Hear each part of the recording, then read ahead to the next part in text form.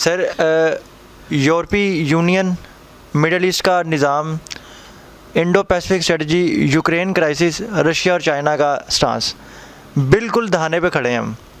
پاکستان کی جو صورتحال ہے، اکنامک صورتحال ہے، پولیٹیکل انسٹیبلٹی ہے، وہ سب کے سامنے ہے۔ ہمیں پاکستان بحیثیت قوم، بحیثیت ملک سب سے زیادہ کون ذمہ دار ہے اس کا؟ اور ہمیں جو ہے وہ اگر معاملات یہ وقوع پذیر ہوتے ہیں تو ہمیں کیسے ٹیکل کرنا پڑے گا؟ یہ ہے کہ ہمارے ہاں نہ پلاننگ نام کی کوئی چیز ہے۔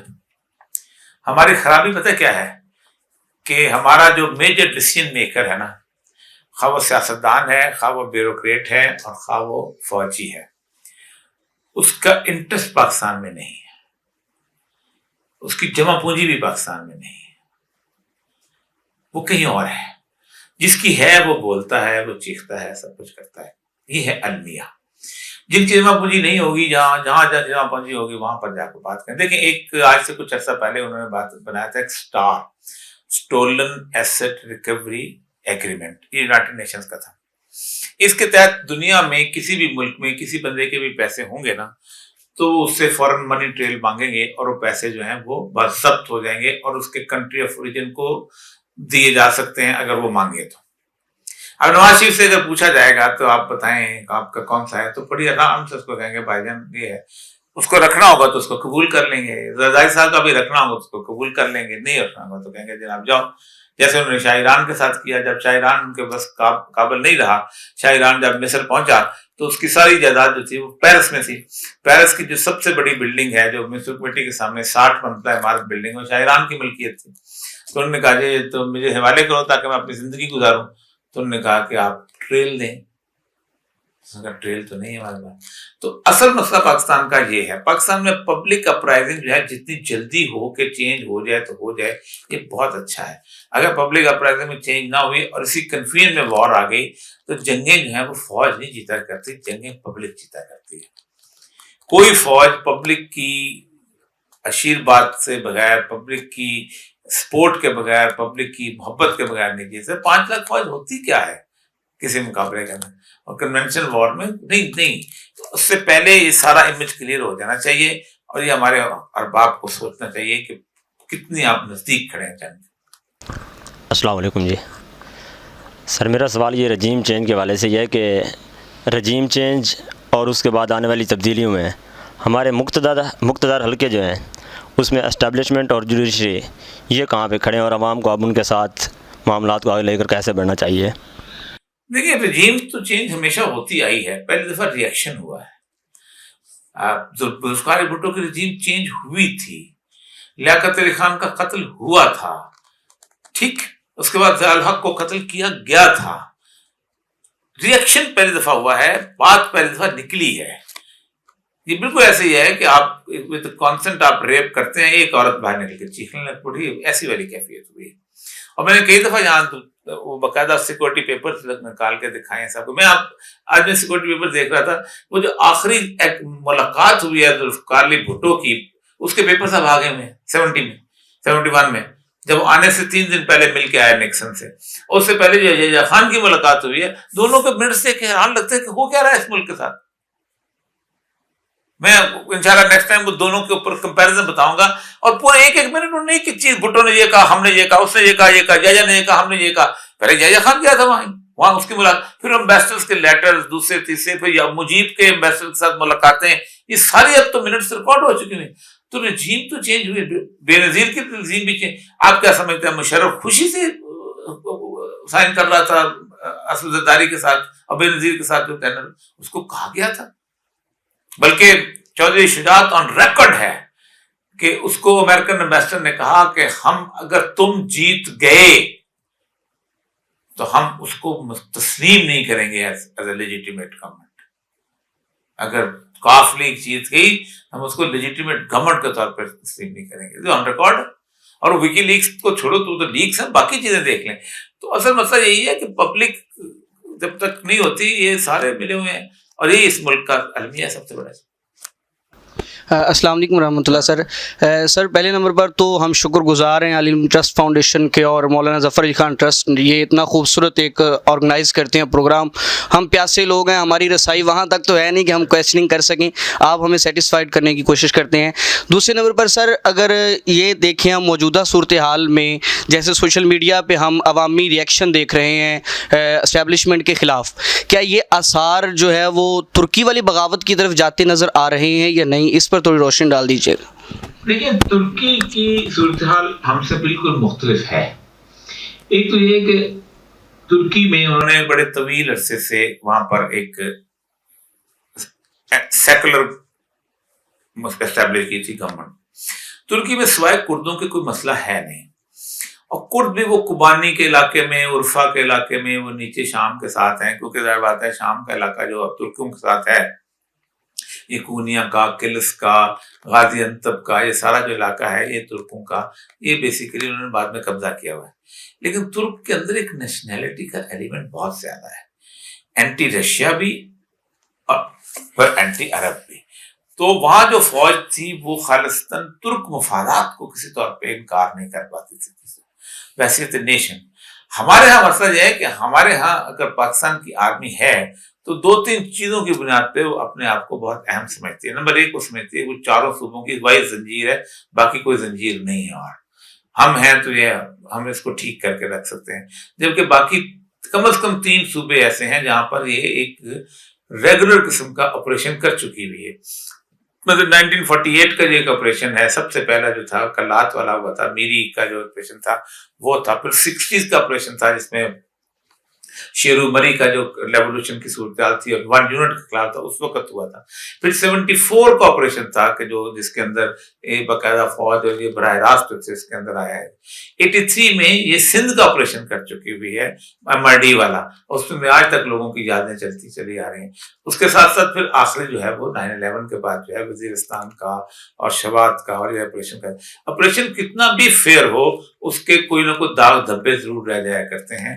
اس سے محبت جو ہے اس طرح کی جیسے زمزم نہیں بہتا ہوتا کبھی بھی. پنجاب واحد خطہ ہے.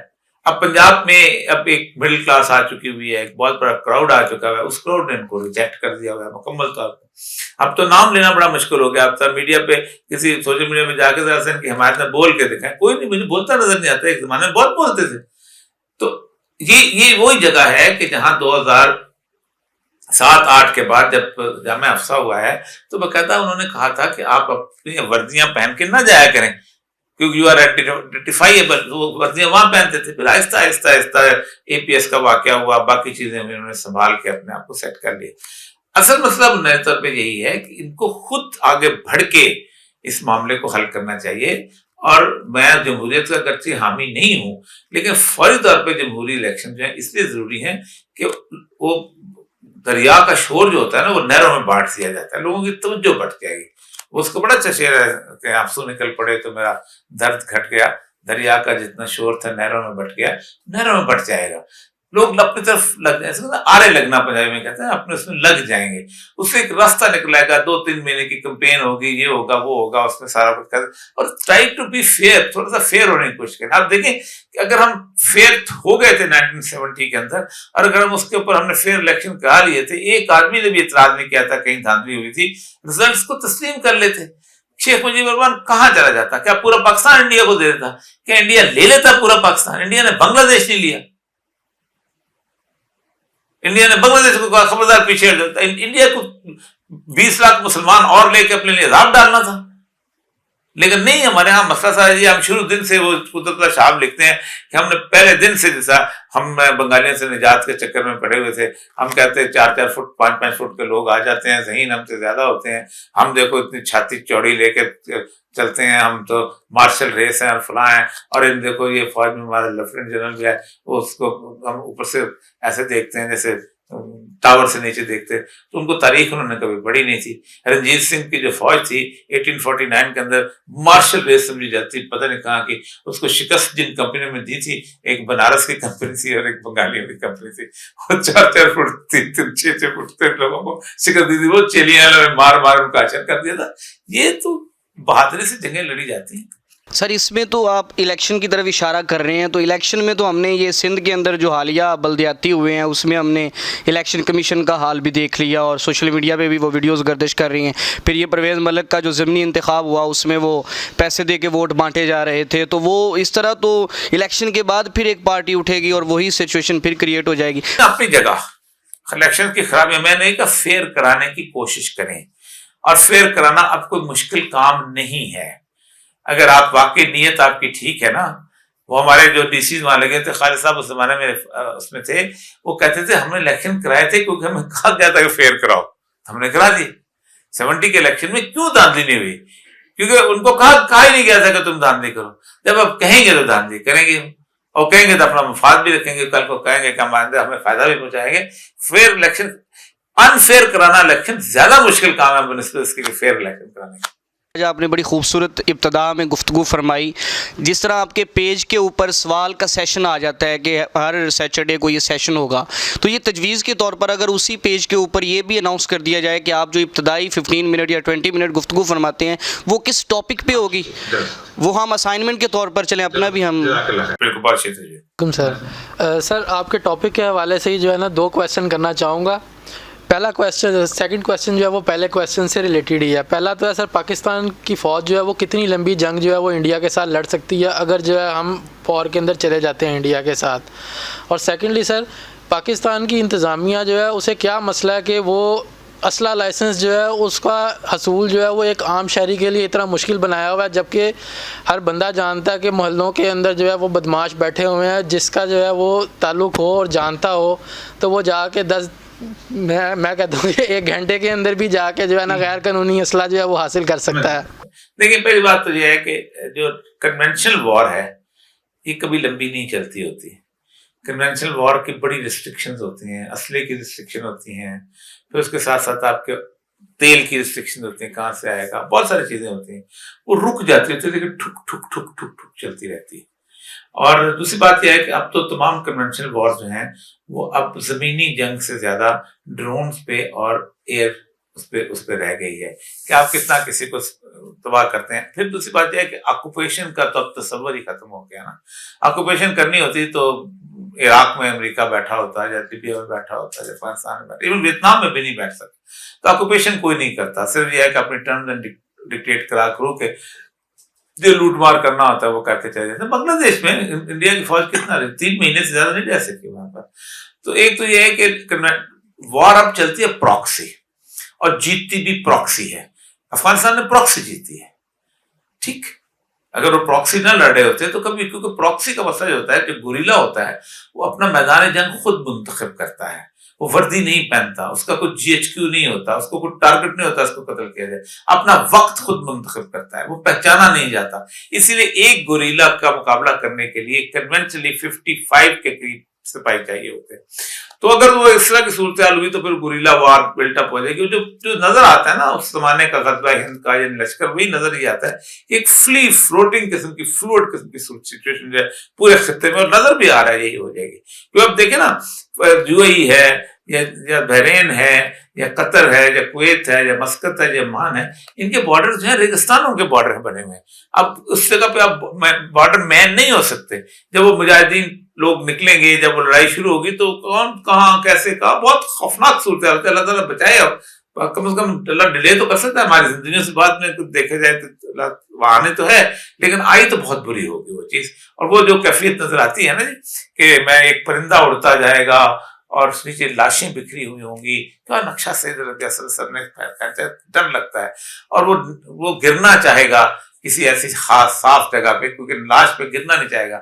جو اچھے نفیس طبع پرندے ہوتے ہیں وہ نیچے نہیں گرتے, گدے ودے تو گرتی ہیں لیکن آخر تھک ہے. پرندے کی کتنی تھکن ہوتی ہے, اڑان پورا دن کبوتر ہمارے اڑتے ہیں, آخر لاش پہ گرے گا. تو اس کا مطلب یہ ہے کہ بارنگ ایٹامک بام, کیونکہ ایٹامک بم کوئی نہیں چلائے گا. ایٹامک بم چلانا جو ہے خطرے سے خالی نہیں, پوری دنیا کے لیے مسئلہ بن جائے گا. ایٹامک بم ٹیٹنس کے لیے وہ ختم وہی رکھیں گے, وہ کوئی اور بم چلیں گے, چاہے کیمیکل ویپنس چلیں یا ڈیزی کٹر چلیں یا مدر آف آل بم چلیں.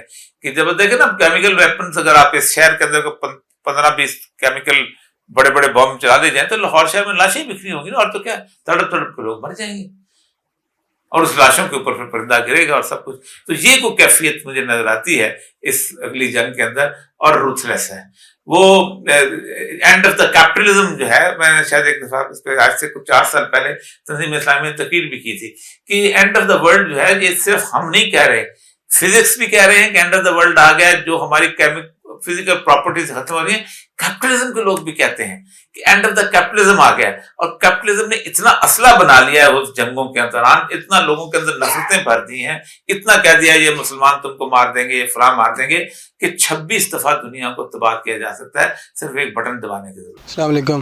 جس طرح کا یہ نظام ہے پاکستان کا, تو جیسے آپ کہہ رہے ہیں رجیم چینج ہو رہی ہے تو الیکشن ہونے چاہیے یہ وہ, تو آپ کا نہیں خیال کہ ہمیں اس کو بائیکاٹ ہی کر دینا چاہیے؟ جیسے آپ جمہوری سسٹم تو اسلام میں تو ہے ہی نہیں نا, جمہوریت وغیرہ, اس میں تو خلافت ہے اور دوسرے سسٹم ہے.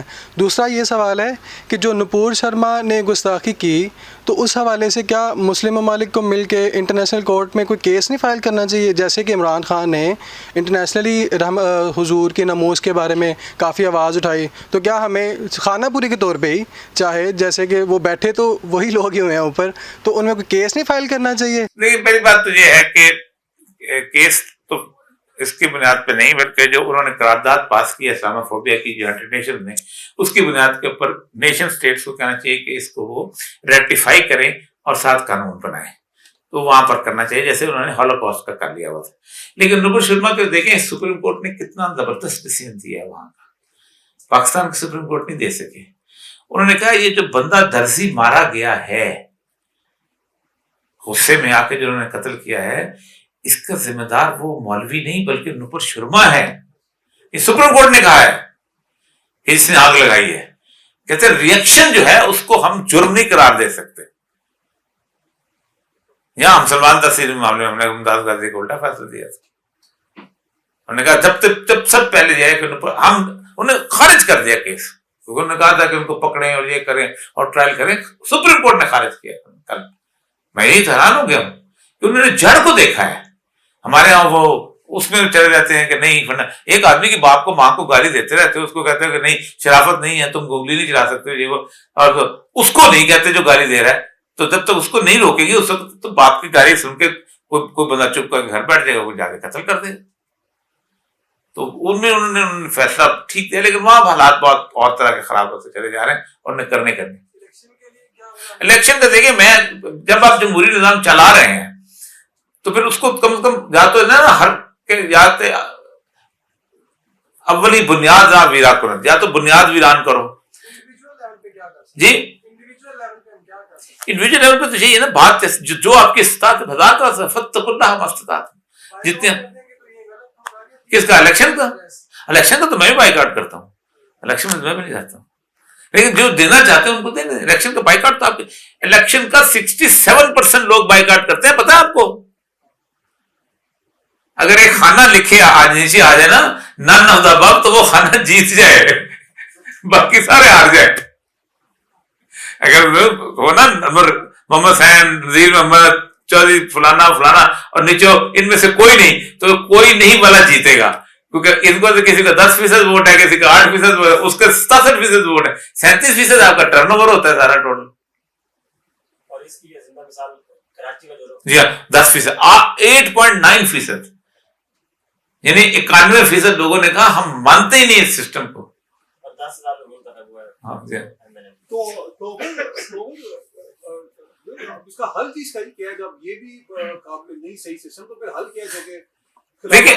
دیکھیں میں نے کئی دفعہ عرض کیا ہے کہ دنیا کا کوئی بھی سسٹم ہو, خواہ جمہوریت ہو یا کوئی ہو, یہ طاقت کے بغیر کبھی نافذ نہیں ہوا. اس کو اہل نصرہ رسول اللہ صلی اللہ علیہ وسلم نے بھی ہمیشہ خط اہل نصرہ کو لکھے ہیں. اللہ تعالیٰ توفیق, ہم کوشش کریں, کنونس کریں, توفیق دے جو لوگ طاقت. یا خان اگر الیکشن نہ کراتا, کسی کے باپ کی ضرورت تھی ان سے مارشل سے حکومت چھین لیتا. وہ اگلے 10 سال ایوب کو کہا گیا تھا, 10 سال اس نے کرنے تھے, 10 سال کوئی اور لے کے چلا جاتا.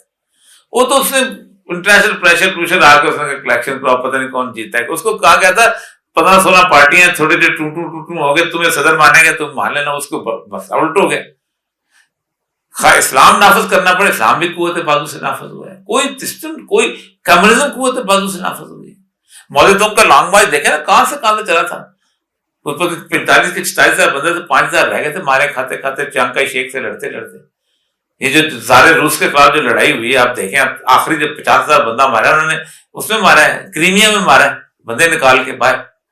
تو سسٹم ایسے نہیں, خون مانگتا ہے سر, اس کے بغیر نہیں ہوتا. کہ ماشاءاللہ آپ استاد آدمی سارا جانتے ہیں. ایک چیز جو میں بڑے عرصے سے دیکھ رہا ہوں وہ مس کر رہے ہیں آپ. میرے علاقے سے تو وہ سارے بندے اٹھائے گئے ہیں, بلکہ اٹھائے جاتے رہتے ہیں. حزب التحریر نام, انہوں نے ڈیل آف دا سینچری پہ پہلے ہی بات کی تھی, 2013-12 میں کی تھی انہوں نے. اس کے بعد انہوں نے دوسری یہ رحیل شریف رحمۃ اللہ علیہ پہ 40 ملکوں کا اتحاد, انہوں نے اس وقت, میں نے ان کے آرٹیکل پڑھتا رہتا تھا, میرے علاقے میں کافی ان کا زور ہے, تنظیم اسلامی کا اور ان کا, اور ٹی ایل پی بھی میرے علاقے میں ہی. تو سر آج کل وہ ہمارے علاقے سے تو تقریباً 30-40 سے سارے اٹھا لیے ہوئے ہیں انہوں نے. ان کو ڈسٹرب کرتے ہیں, 6 ماہ رکھتے ہیں, ان کے گھر والوں کو, ان کے کاروبار کو خراب کرتے ہیں, چھوڑ دیتے ہیں, مارتے مورتے نہیں ہیں ان کو.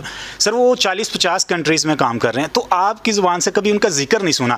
اور نہیں سر, آن دا ریکارڈ, مطلب کیمرے کے تھوڑا سا جی تھوڑا سا اس پہ سوال. تو سر مومن کے بارے میں تو نبی صلی اللہ علیہ وسلم کی ایک حدیث سنی ہے کہ اس کی فراست سے ڈر وہ اللہ کے نور سے دیکھتا ہے. تو سر یہ شیر کا بچہ ابھی عمران خان آیا, وہ تو سٹارٹنگ سے ہی نام لیتے ہیں, باجوہ یہ, رحیل شریف یہ, تو کیسے یہ اس شیر میں اس شیر میں. اور دوسرا سوال, یہ 2021 میں ایک ایگریمنٹ ہوا تھا GLOC, ground line of communication, ALOC, air line of, تو عمران خان وہاں پر کب اس کی غیرت, وہ تب کہاں پہ تھی؟ پہلی بات ایک بات یاد رکھیں کہ عمران خان جو ہے is not the solution and Imran Khan is not the hero. Simple ہے, یوز کرنے کی بھی نہیں کوئی, he's not the hero.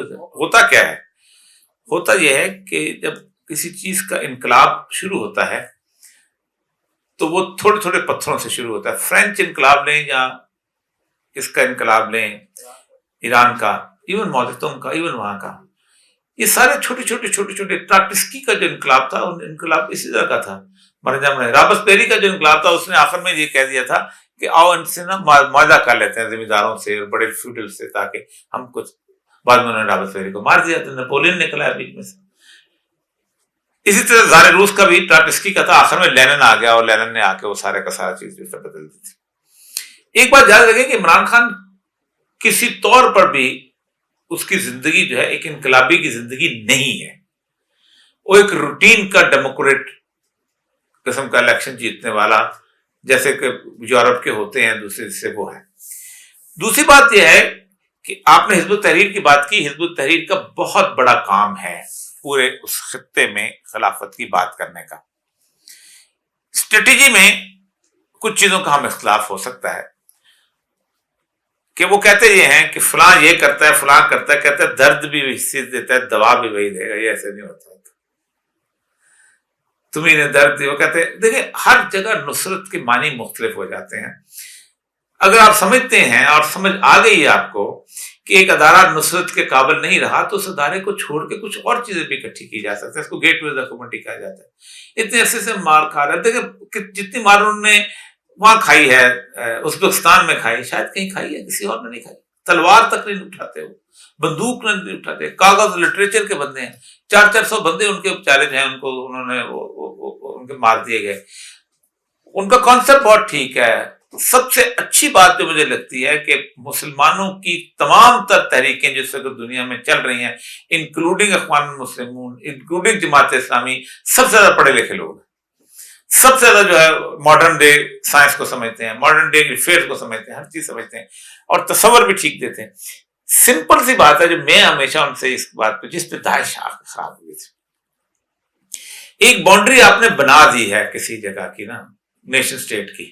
آپ پہلے اس باؤنڈری پہ قبضہ کر کے اس کو تسلیم کر کے, اس کو اسٹیبلش کر کے پھر آگے بڑھ جاؤ.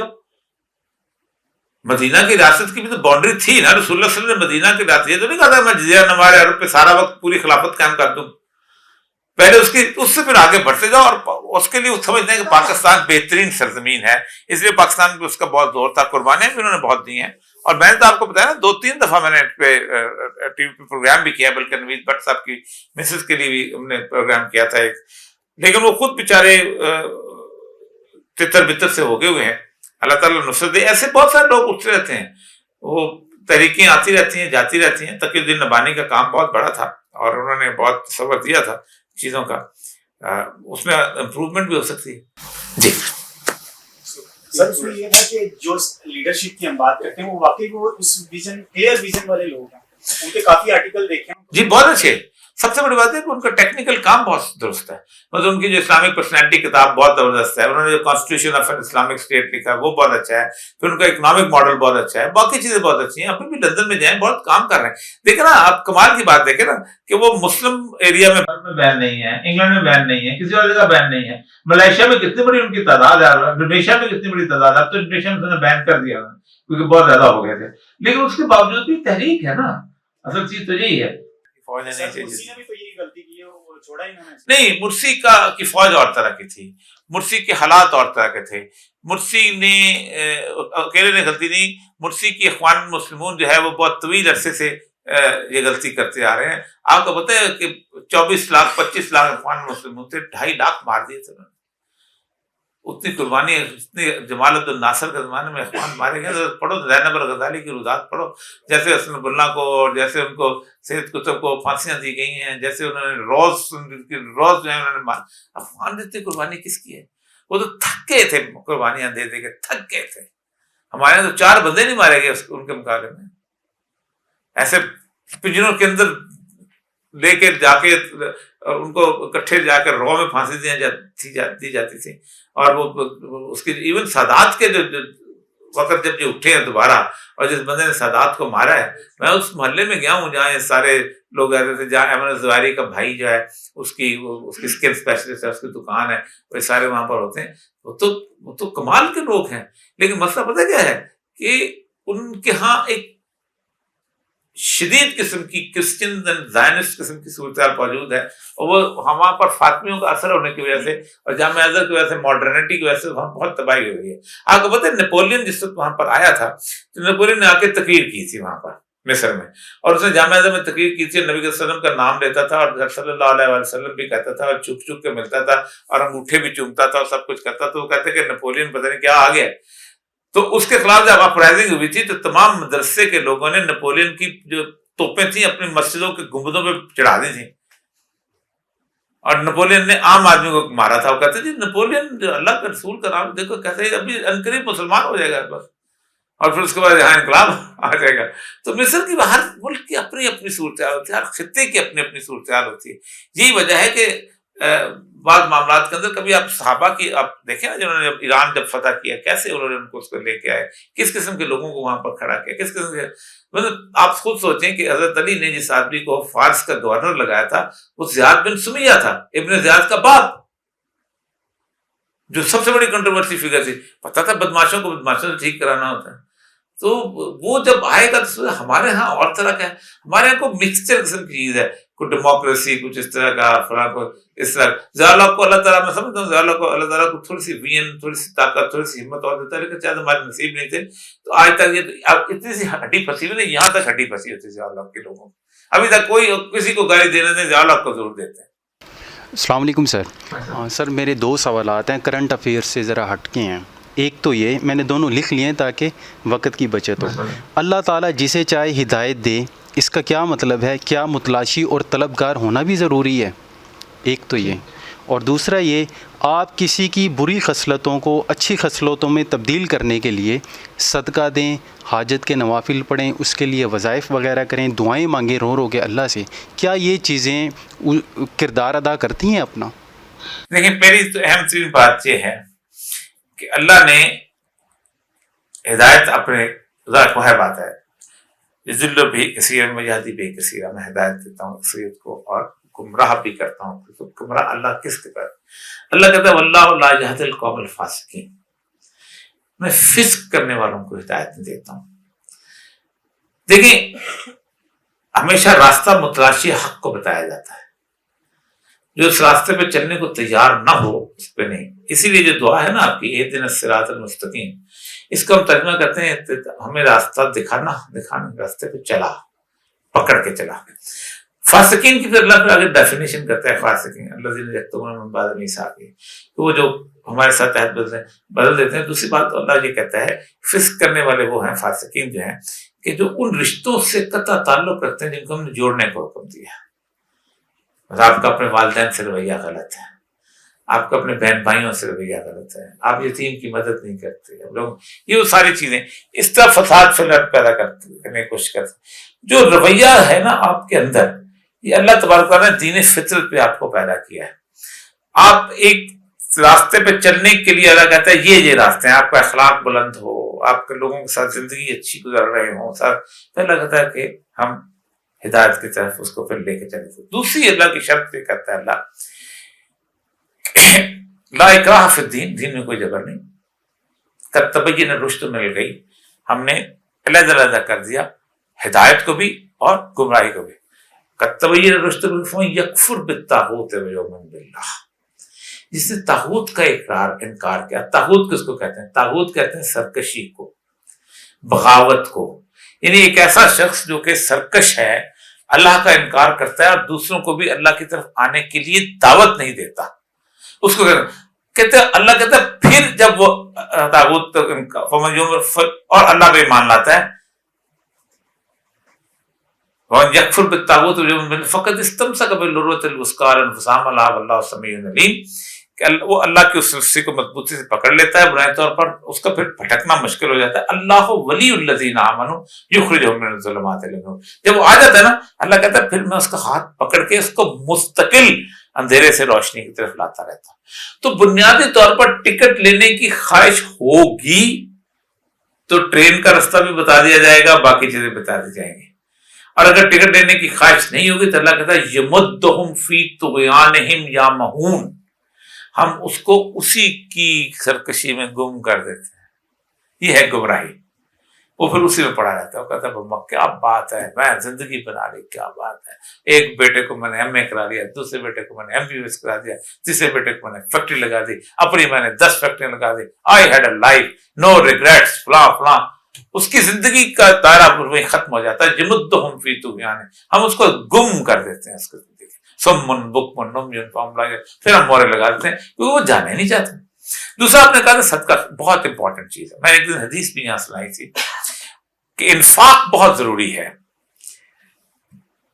انسانی زندگی کے اندر. سب سے بڑی چیز جو ہے اسلام کے اندر, بڑائی اور عزت یہ نہیں ہے کہ آپ نے 50 کروڑ یا 50,000 یا 50 ارب روپیہ جمع کر دیا, آپ بل گیٹس بن گئے, اونیسس بن گئے, یا ایلون کیا ہے آج کا مسک کا پتہ کیا نام ہے وہ بن گئے, ایلون مسک, ایلون مسک جو بھی ہے.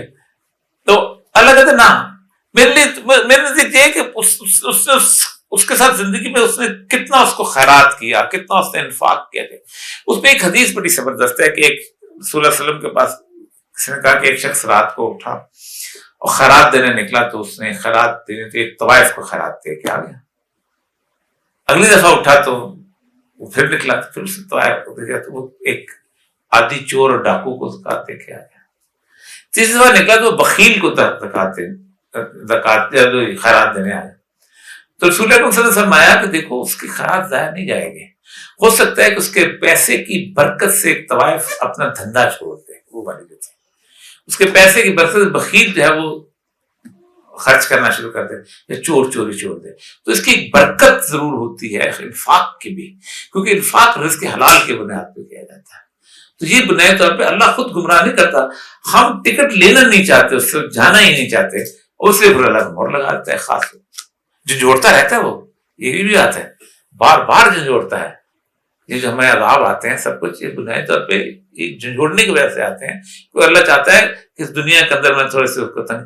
اب سورہ آل عمران کے میرے یاد آ جائیں گے کہ جب ہم کبھی کسی نبی کو کسی بستی میں بھیجتے ہیں, شروع کی 4-5 آیت, تو ہم اس بستی کے اندر ان کو آزمائش میں ڈالتے ہیں, فاقے ڈالتے ہیں, تاکہ تھوڑا سا سنبھلیں اور دیکھیں.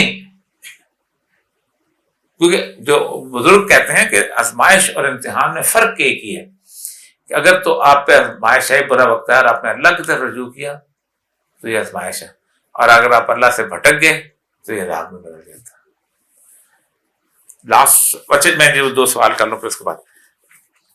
کیا پوری ریاست کے عوام کی انشاءاللہ معاشی ضرورتیں پوری کرنے کی ذمہ داری حکومت وقت کی, اور والدین اور دوسرے لوگوں سے پیسے مانگنا کی صورتوں حالتوں میں جائز ہے, چاہے یہ مانگنا صرف साफ और वादे में हो या हीले वाले बहानों से ज़माने की महंगाई को देखते हुए मसाजिद में ज़कात और चंदा सदक़ात खैरात के डब्बे रखने की शरई हैसियत क्या है या खुतबा आज़ाद का इन्हीं चीज़ों का अपने बयानात में अवाम से मुतालबा करना, सड़कों चौराहों पर जो मांगने वाले खड़े हैं चाहे मजदूर हों या ना हो, ख्वाजा साहब में होते हैं, उनकी मदद करना कैसा है, क्या ये इस बात ठीक है कि रिस्क बंदे को इस तरह ढूंढता है जैसे उसकी मौत उसको ढूंढती है।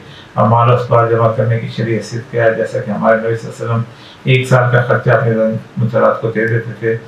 और इंशाअल्लाह माल जमा करने के ज़िम्मे में मैं वक्त का तयन किस तरह किया जाए कि आप इतने दिनों को माल जमा हो गया, आप मज़ीद जमा करने की ज़रूरत नहीं, ताकि इंशाअल्लाह हिर्स और लालच से बचा जाए। जैसे तरी ने दिन के कुछ हिस्से में मजदूरी के बजाय सारा दिन मजदूरी करने में मुक़द्दस फुर्सत ज़रूरत कमाने के बाद मजदूरी छोड़ दी। जब इंशाअल्लाह रिस्क सबके मुकद्दर में लिखा है तो कोशिश करने की क्या ज़रूरत है। गैबी रिस्क मिलने से क्या मुराद है, क्या ये हदीस पाक है कि इंसान के पेट को कनात भर सकती है या कब्र की मट्टी मांगने पर क्या कोई वईद है। जज़ाकल्लाह खैर, ये इतना लंबा है कि कम से कम 2-3 जुमे के खुतबात इस पर लग सकते हैं।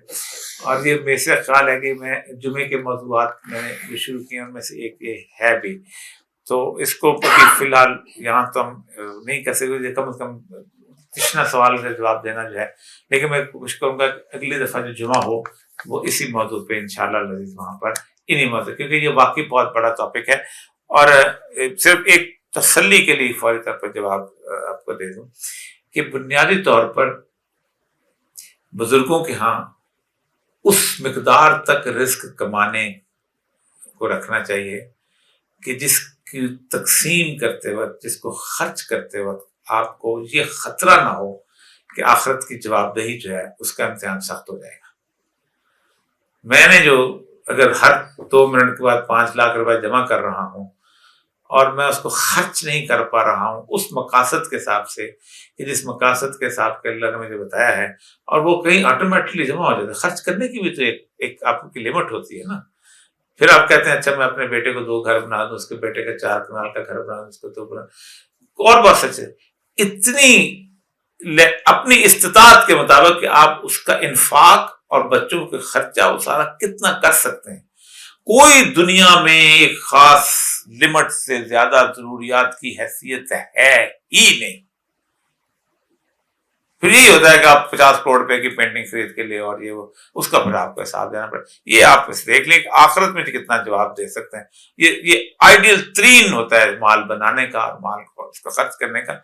और बाकी जहां तक इस बात का ताल्लुक है कि किसको हक़्क़ुल लिस्साइल वल महरूम जब कह दिया गया, जब साइल का हक रख दिया गया, तो आप कौन? वो जो रसूलुल्लाह सल्लल्लाहु अलैहि वसल्लम की बहुत मशहूर हदीस है कि आप सल्लल्लाहु अलैहि वसल्लम से पूछा गया कि किसी नाहक को जो है हम अचानक ऐसा इस काबिल नहीं होता कि हम उसको खैरात दे देते हैं, तो फिर बहुत, तो आपने जवाब दिया था कि तुम इस काबिल थे कि तुम्हें अल्लाह तुम्हें रिस्क दे रहा है, अल्लाह तुम्हें रिस्क दे रहा है तो तुम इस काबिल नहीं थे, दे रहा है ना, तुम कौन होते सवाल करने वाले का हक रख दिया।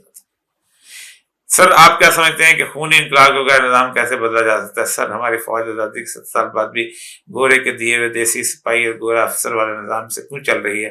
क्या यही हो सकता है कि फौजी अफसर तक तालीम के बाद ये फौज में भर्ती हो और जो सिपाही से जनरल तक सफर पूरा? देखिए पहली बात तो यह है कि तदरीज तो खूनी इनकलाब हुआ है नामुमकिन है, कहीं नहीं है दुनिया में। मुझे कोई एक मुल्क बता दे जहाँ खूनी इनकलाब हो रहा है। और जहाँ तक इस बात का ताल्लुक है कि फौज, ये पूरा निज़ाम है, सिर्फ फौज चल रही है, पूरी ब्यूरोक्रेसी चल रही है, पूरी की पूरी आप हालत आपकी ये है कि आप अपना वकील जो है उसकी कोर्ट को टाई जो है जुलाई की 15 तारीख को वो काला कोट काली टाई पहन के गर्मी में घूम रहा होता है। उसको किसने कहा है? उसके कोट काला कोट ही उतार दो यार खुदा के लिए इसको जुलाई के महीने में। तो बस जिमखाना के अंदर आप जाते हैं वो वहां वो पहना होता है।